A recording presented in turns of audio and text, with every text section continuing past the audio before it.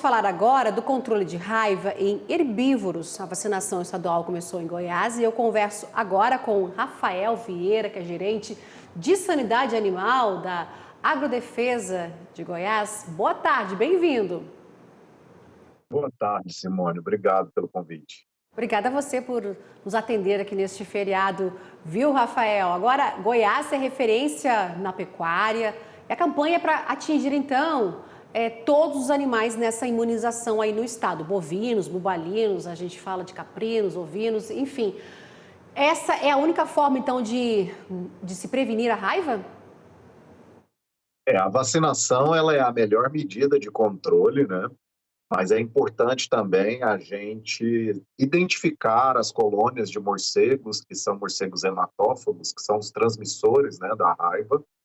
E, além disso, a aplicação de outras medidas que a agrodefesa deve fazer para diagnosticar a doença, verificar se o vírus está circulando em determinada região. Porque a partir dessas informações que a gente estabelece as áreas que são áreas de maior risco, e essas áreas acabam sendo as áreas onde a vacinação é uma vacinação compulsória. O produtor precisa realizar a vacinação, imunizando o seu rebanho e evitando aí a incidência da doença, que é uma doença muito séria, né? Uma doença muito grave, que leva à morte, causa prejuízos financeiros para o produtor e, além disso, é uma zoonose.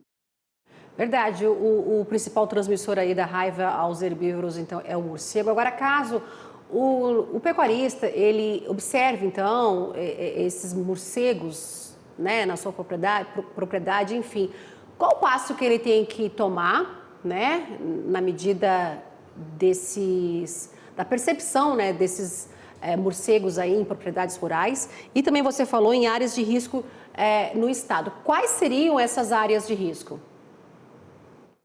Bom, o produtor, quando ele for fazer a declaração de rebanho este ano, durante a declaração há uma pergunta querendo entender qual que é o cenário em cada uma das regiões do nosso estado. Então, na declaração, ele deve informar se ele está verificando animais com sintomatologia nervosa, se ele está verificando a presença de espoliação de morcegos, né, fazendo ataque nos bovinos, se ele está verificando a presença de abrigos de morcegos hematófagos. Todas essas perguntas aparecem no momento que ele for fazer a declaração.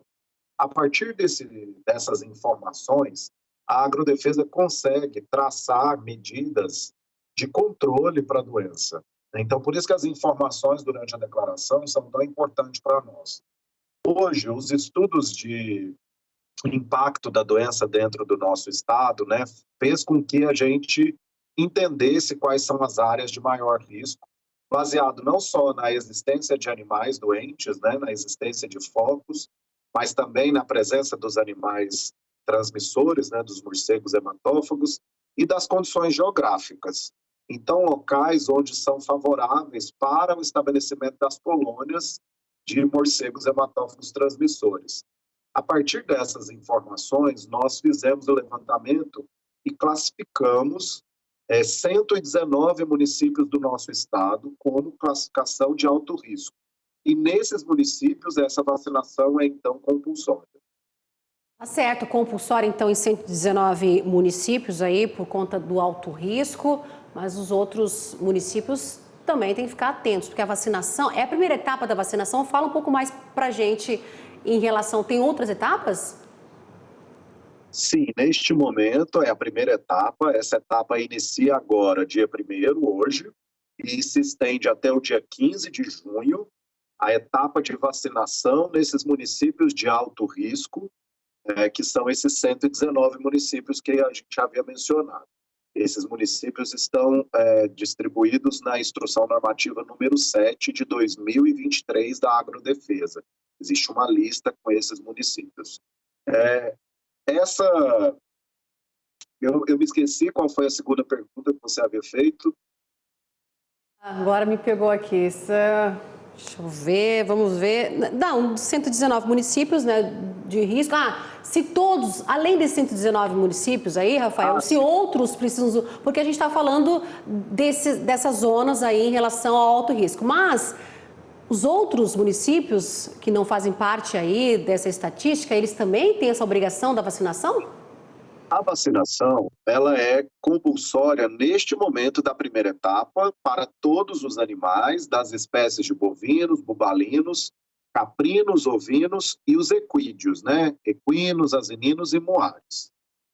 Na próxima etapa, que é a etapa de novembro, são apenas os animais jovens que vão receber a vacinação. Agora, em relação aos municípios de baixo risco, nada impede que esse produtor rural também faça a vacinação em qualquer período do ano. Ele pode realizar a vacinação.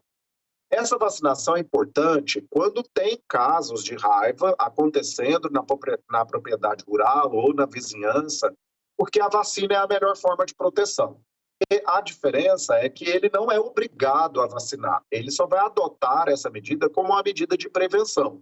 Então, ele pode fazer a vacinação em qualquer época do ano, não precisa declarar essa vacinação para a agrodefesa, é só uma medida mesmo de resguardar o rebanho dele.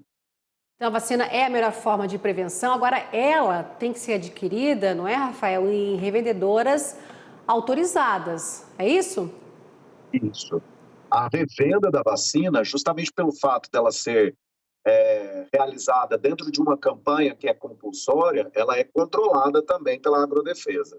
Então, as revendas, elas têm um cadastro dentro da agrodefesa, elas fazem a venda e emitem a nota fiscal, uma nota fiscal eletrônica, e essa nota fiscal eletrônica, ela deve ser informada no momento que o produtor rural for fazer a declaração do rebanho e a declaração da vacinação. A gente já ir terminando, fala pra gente em relação à vacinação da campanha nos outros anos. Foi um índice positivo? Você falou também aí em relação à declaração de rebanho, que o pecuarista também tem que fazer. Essa atualização é muito importante, né? Até para acompanhar a evolução do rebanho, né? Sim.